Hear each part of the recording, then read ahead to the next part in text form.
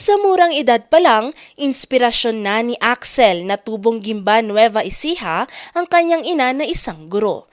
Kaya naman pinangarap nitong maging isang guro rin. Si mama ko po is a teacher.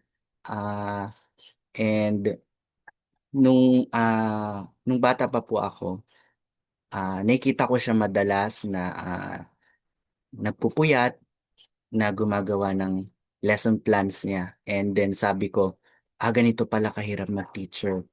But many years after that, ayan, ito po ako nasa teaching profession ako. Bilang panganay sa dalawang magkakapatid, maaga siyang natutong maging responsable at matatag.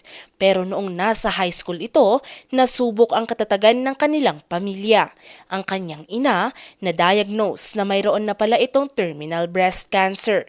Bago pumanaw ang kanyang ina, kinumbinsi siya na maging isang guro. Kasi si mother ko po is, namatay po siya due to breast cancer po. And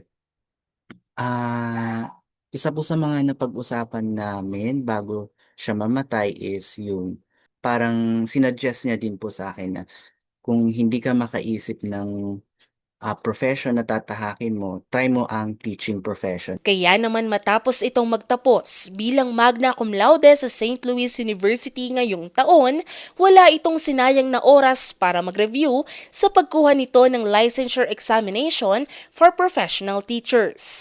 Pero ang dapat na exam noong September 21 ay nailipat ng November 30 dahil sa bagyo. Sobrang naapektuhan po yung emotion ko, yung momentum parang nasira, yung lahat ng preparations na ginawa mo is parang nasayang. Sobrang nakaka-down po, yun. Ah, and honestly po, nung mga time na yun, parang biglang bumalik po yung mga doubts na sabi ko, wala, kaya ko pa ba ulit? Kaya ko bang parang yung mga na-review ko ng ilang buwan, maaalala ko pa kaya? Matapos ang 2 linggong pag-aantay ng resulta, si Axel hindi lang nakapasa sa pagsusulit kundi nasungkit niya ang ika-10 pwesto sa board exam. Yung isa ko pong cousin is nakita niya na yung result, yung sa top notchers list po siya tumingin agad. And yun po, sobrang nagulat po ako kasi sabi niya po andun daw po yung pangalan ko. Nung una ayoko po talagang maniwala. Pero talagang tinignan ko po and true enough andun nga po, awa ng Diyos, na-include po yung name ko sa top 10. Maliban kay Axel, pasok din sa top 10 ang tubong Sagada Mountain Province na si Loren. Nagtapos siya bilang magna cum laude sa University of Baguio ngayong 2025. Noong una, hindi raw sumagi sa kanyang isip na maging isang guro. Pero kalaunan, unti-unti niya itong minahal. Teaching was not my first choice, nor was it in my top five choices.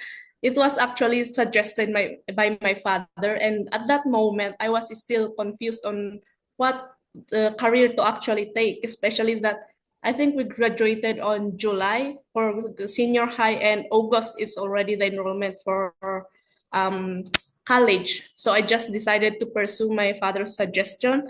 And now I think I can say that there are no zero regrets and one of the best decisions. Pero naging malaking dagok din sa kanya ang paglilipat ng pagsusulit noong September 21 dahil sa bagyong Nando. Nag-stop ako more than a month because di ko na talaga kayang mag-review kahit anong basa ko. Like wala nang pumapasok sa akin. Pero yun siguro ang regrets ko if ever. Like if I continue despite the questions, the doubts, baka mas mataas pa siguro. Kaya naman walang mapagsidlan siya ng tuwa nang makasama ito sa top 7. I was actually watching on my phone on December 18th, then a text message from my classmate came congratulating me. And so I tried opening the name of passer's link, but I can't open it. That's why I was so really nervous. Nanginginig na talaga ako that time. Then a call from a teacher at the University of Baguio came congratulating me. Then that's when it's sinking to me that pumasa, top notcher pa. And until now, I'm still overwhelmed about it. Payo naman nila sa mga nagdanais na maging guro, To surround yourself with people who are supportive.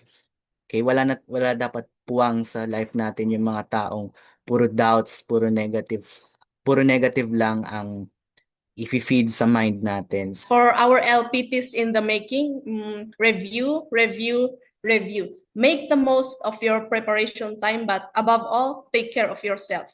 Because focusing on your review and absorbing the loads of information becomes difficult when you're mentally exhausted. That's why when you start to doubt yourself, question yourself, when burnout starts to creep in, take a breather. Sina Axel at Lauren ay ilan lamang sa higit 79,600 na pumasa mula sa higit 122,000 na kumuha ng pagsusulit. Ang passing rate ngayong taon ay pumalo sa 65.04% na siyang pinakamataas sa kasaysayan ayon sa PRC. Mula sa bilang na iyan, 153 ang top-notchers sa secondary at 123 dito ay mula sa secondary English major. Valerie Desmaya, RNG News.